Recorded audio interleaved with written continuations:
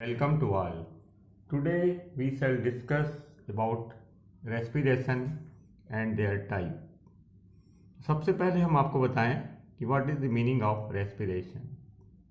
Respiration means oxidation of food, means भोजन का ऑक्सीकरण, और उसके अंदर जो भोजन एक्चुअल में जो रहता है वो एनर्जी का सोर्स है, तो वो एनर्जी का हम यूज करते हैं ड्यूरिंग रेस्पिरेशन। तो देखिए सबसे पहले हम समीकरण लिख दिए हैं equation. Glucose is the best source of energy plus 6 oxygen, 6 carbon dioxide release होगी, 6 वाटर, और एनर्जी करीब 36 एटीपी मिलेगी। Then it is biological oxidation of organic substance. Stepwise समझिए भाई, आपको रटना नहीं है। ऑर्गेनिक सब्सटेंस का यहाँ पर क्या हो रहा है? बायोलॉजिकल ऑक्सीडेशन हो रहा है। देखिए दिस इज ऑर्गेनिक सब्सटेंस, इसका यहाँ पर ऑक्सीकरण हो रहा है, जैविक ऑक्सीकरण। बिकॉज ये जो रेस्पिरेशन हो रही है लिविंग सेल्स में ही होगी, ध्यान रहे। लिविंग सेल्स की प्रॉपर्टी है, चाहे प्लांट की बात कर लें हम या एनिमल सेल की बात करें, जो भी लिविंग एंटाइटी है सब में रेस्पिरेशन होना है।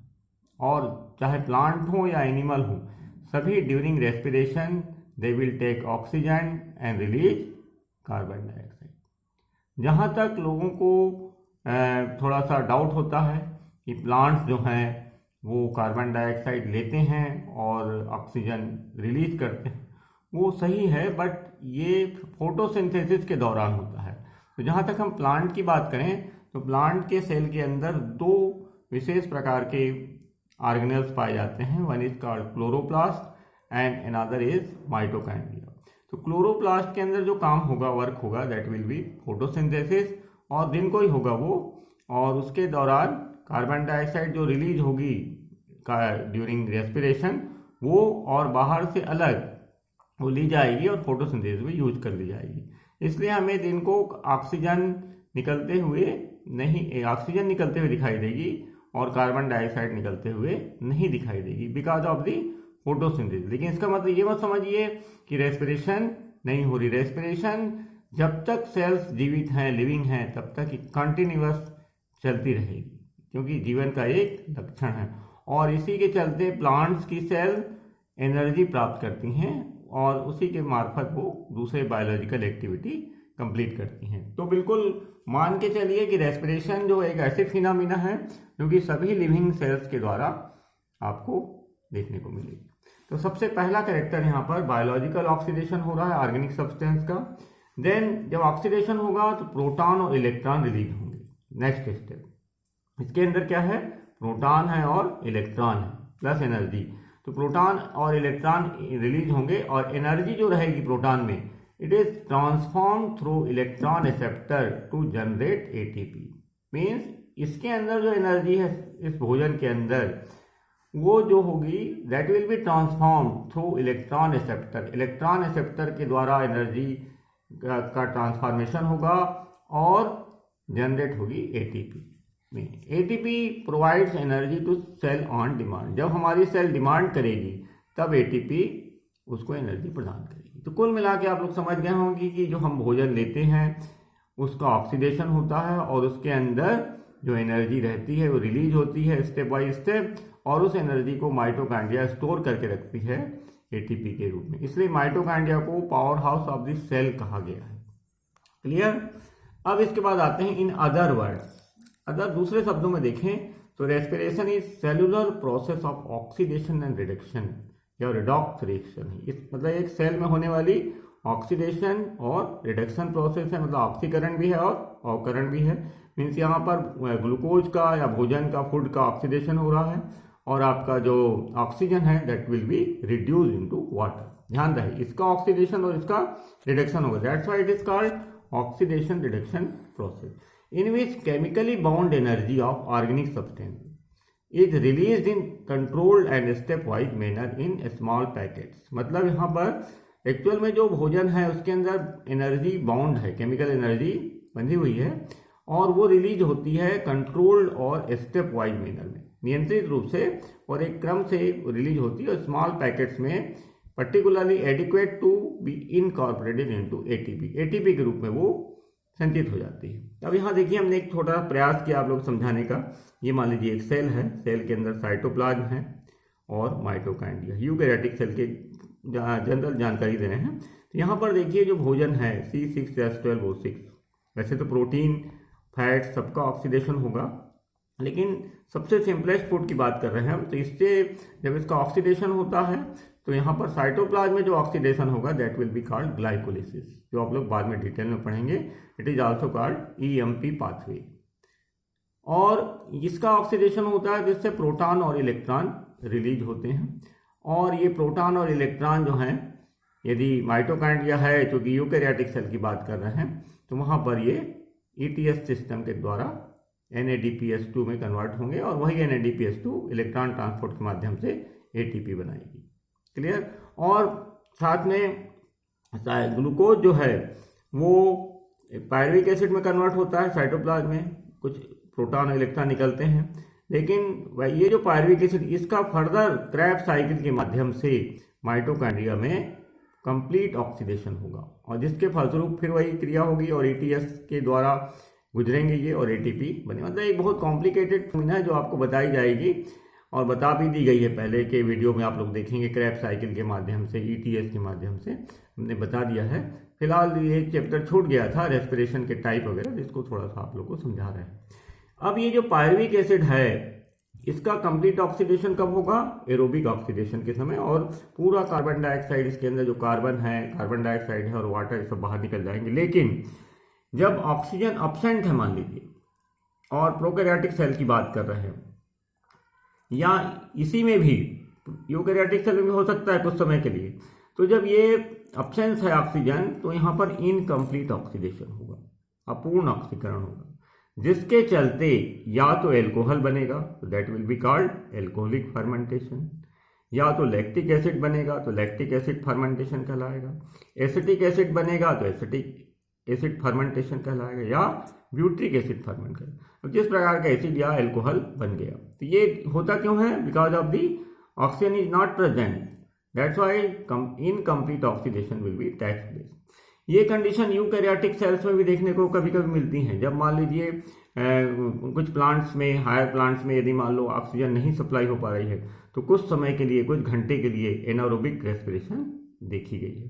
पर्टिकुलरली जब हम सीड बोते हैं या सीड को पानी में इमर्ज करते हैं तो सीड में भी वहाँ पर जो रेस्पिरेशन होने लगती है दैट इज इनकम्प्लीट ऑक्सीडेशन और एनारोबिक टाइप की, जिसको एनाएरोबायोसिस भी कहा जाता है, बायोसिस भी कहा जाता है, या फर्मेंटेशन भी कहा जाता है। इस प्रकार से हमने ये जानकारी देखी। अब इसके बाद आपको टाइप्स के बारे में बताते हैं। There are 2 types of respiration, one is called aerobic respiration, थोड़ा डिटेल में है वही जो पहले बताया। Second is anaerobic respiration. Aerobic respiration higher plants में होती हैं और एनिमल्स में और ह्यूमन बीइंग में तो होना ही होना, लेकिन हम प्लांट्स की बात कर रहे हैं because you are a student of botany. This type of respiration leads to a complete oxidation of stored food. मतलब यहाँ पर जो भोजन है, स्टोर्ड फूड है जो सेल के अंदर, उसका कंप्लीट ऑक्सीडेशन होगा। और कंप्लीट ऑक्सीडेशन कब होगा? In presence of oxygen, that's why it is called aerobic respiration. और ये जब ऑक्सीडेशन होगा तो पूरा का पूरा कार्बन डाइऑक्साइड और पानी निकल जाएगा और रिलीज होगी एनर्जी।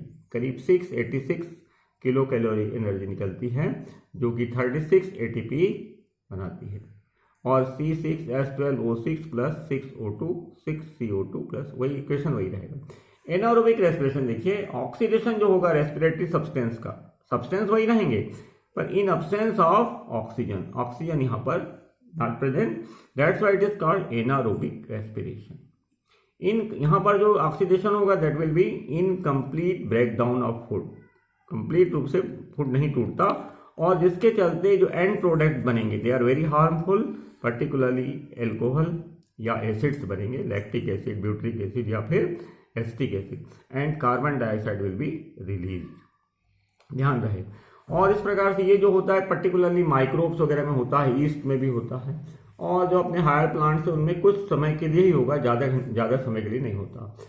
और इस प्रकार से देखिए ग्लूकोज यहाँ पर विदाउट ऑक्सीजन के ऑक्सीडेशन हो रहा है, but it is incomplete, 2 alcohol बन रहा है, 2CO2, और 2 ATP। एनर्जी बहुत कम रिलीज होती है बिकॉज ऑफ वेस्टफुल प्रोडक्ट बन जाते हैं यहाँ पर, और 21 किलो कैलोरी एनर्जी मतलब 2 ATP के बराबर बन जाएगी। तो यहाँ पर हमने 2 के बारे में बताया। लैक्टिक एसिड फर्मेंटेशन, देखिए ग्लूकोज ग्लाइकोलिसिस हो रहा है, पहले पायरुविक एसिड बनेगा। यहाँ तक तो सब में कॉमन है, हायर प्लांट्स एनिमल्स सब में ग्लाइकोलिसिस होगी और साइटोप्लाज्म में ही होगी, तो that is called cytoplasmic respiration.